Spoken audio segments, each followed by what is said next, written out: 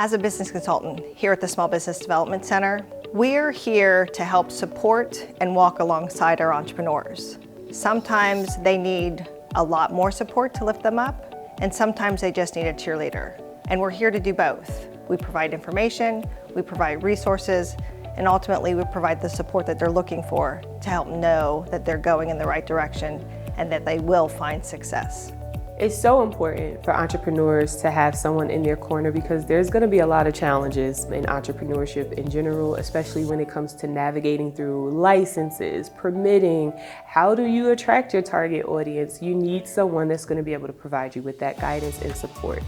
I can speak for most of the SBDC that when our clients do hit a milestone or open a business, or we can go to that ribbon cutting or they expand locations, it's really exciting, and we're probably cheering just as loud as they are.